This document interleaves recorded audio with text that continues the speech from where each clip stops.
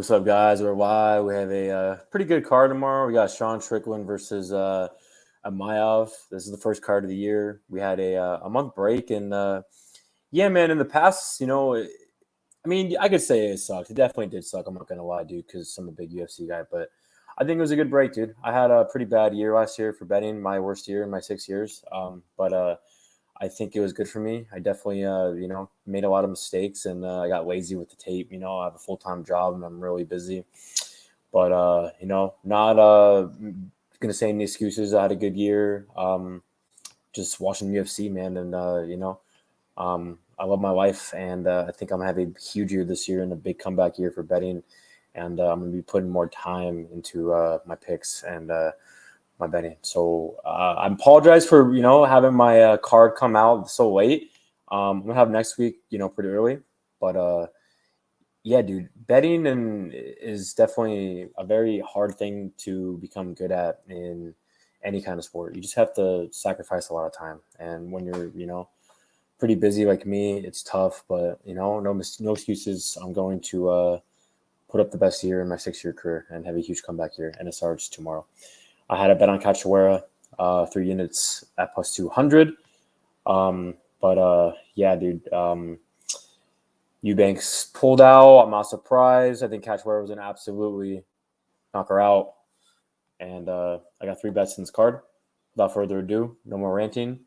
2023, going to be a huge year for Scorpion Bro picks. So we've had some changes in this card.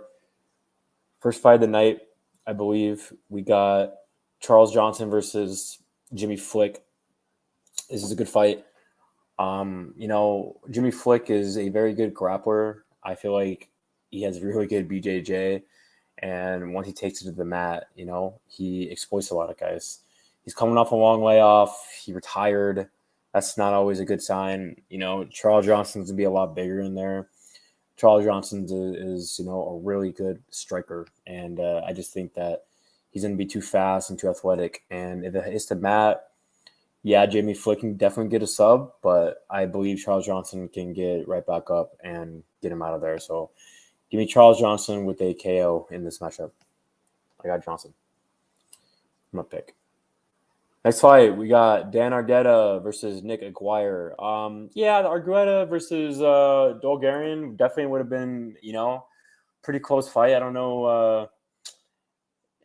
I probably would have picked Dolgarian, but I wouldn't have bet that fight. This is a different fight. I mean, come on, man. This guy's taking this fight run very, very short notice, dude. So it's really hard to trust a guy like that. Argueta's a bantamweight, so fight another fight at featherweight's kind of sketchy, but I'm going to go with the favorite here, who had a pretty long training camp for this fight. So give me Argueta. I'm going to pick. That's why we got Nascimento, Carlos Hernnadez. Yeah, dude, I'm going to go with Nascimento here. I think he's the better fighter. A lot of people are picking him. I mean, he's a big favorite for a reason. I feel like I don't think Hernnadez is his job or anything, but I just think that this is, a fight that Nascimento should win. So same thing for the next fight, Rebecki versus Fiore. I got Rebecki here, dude. I think he's a good prospect, and I'm excited to see how he does. Next fight, we got Claudio Ribeiro versus Abdul Razak Alhassan. It's my first bet. I got 3 units on Ribeiro at plus 100. You got the 7 years youth advantage, He has the reach advantage too. So he has a 4-inch reach advantage. Honestly, I just like, what I've seen from Ribeiro. He's making his debut. I think it's a good matchup for him. And I have not, liked what I've seen from Razak ever since that stuff that he's been doing on the outside, with the allegations with his ex-wife or whatever. I mean, he has not looked the same. I mean, since all that stuff's been going on, I mean, he's 1-4 in his last 5 fights, and his only win was, a knockout over a guy who's not even in the UFC anymore, and Dave Chirico.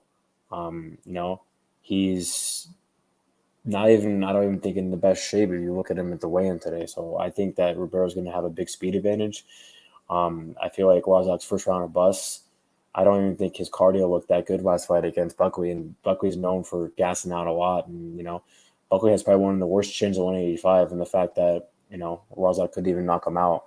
I had a bet on Razak there last fight, And I mean, Razak was getting pieced up pretty bad, man, the first 2 rounds. So I think this is a good spot. I'm betting on a guy who's 7 years younger, like I just mentioned. He has a reach advantage, a speed advantage, and he's on the incline. You know, he's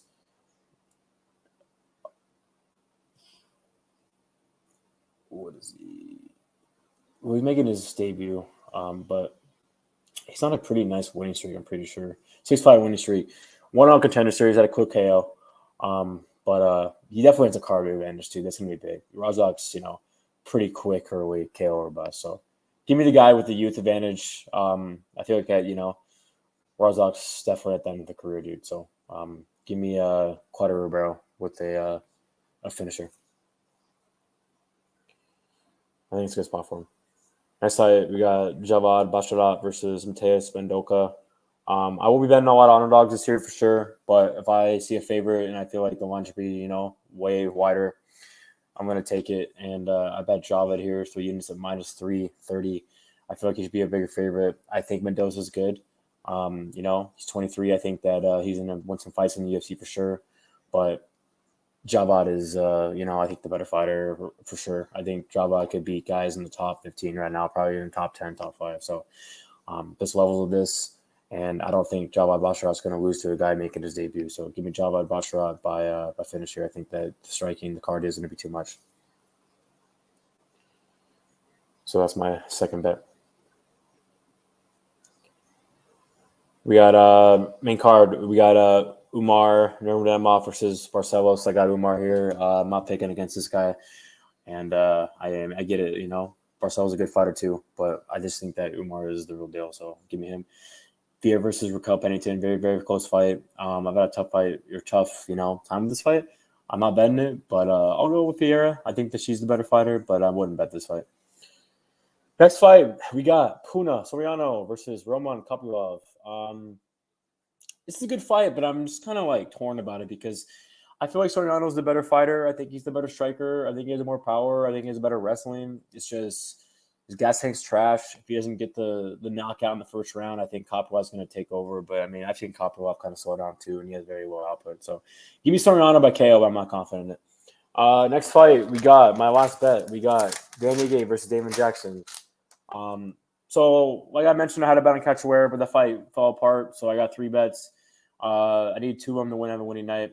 I got Javad Basharat and 3 units. I have at -330. I have Claudio Ribeiro 3 units at +100, and then my third bet is Damon Jackson 3 units at +100. I think that is another fight where I think Jackson's on the incline, and you got Ige. I get it; he's fought better competition, Damon Jackson, but where's his head's at? I mean, he's 1-4 in his last 5 fights, dude. And I feel like Jackson has a pretty big advantage here in the wrestling. I mean, that's how you beat Dan Ige. You grapple him. What is his takedown defense at? 51. I mean, Korean Zombie. I like Korean Zombie. He's probably one of my favorite fighters of all time. But he's going out there and, dominating you in the grappling. I think Damon Jackson can do that even better. I mean, Damon Jackson is a good grappler. It's just, there's holes in his game. Yeah, he's a little chin. He's been knocked out, a couple of times. Yeah, he slows down, but Dan Ige slows down too. Dan Ige was the second round every fight. I mean, this is a good fight, and I feel like Jackson should definitely be, the favorite here, man. I mean, he is a very good grappler. He's been looking very good. I like betting on guys that have the momentum, that have, been on a good win streak, that have been looking good. And I like fading guys that have not been looking good and they're on the decline. I get it. Dan Ige has fought better competition, like I just mentioned, but where is his head at? And the grappling that Damon Jackson will bring is going to be too strong for a guy like Dan Ige. Give me Damon Jackson, and I think he's going to win a decision here by, Russell fucking Dan Ige. Main event, Strickland versus Imavov. I mean, I can't bet this fight, man, because it's like I'm going to pick Imavov because I think he's, it's just if there's a full trading camp, I feel like it'd be a lot different. But Strickland's taking this on very short notice, but I don't want to fade a guy like him because he's a very good fighter. This could definitely be a very, very, very close dog fight. So give me a Imavov from a pick, but I'm not betting it. So there's my short prediction video. I'll definitely do a longer one next week when I have more time. Hopefully I'll put it out like Monday or Tuesday or Wednesday, something like that. But thanks for tuning in, guys. I can't wait to have a huge year this year, man. And UFC is the best sport, and I'm so excited to have it back. Can't wait to go to a lot of cards this year and meet all you guys. So later, guys. Have a great night tomorrow. Peace.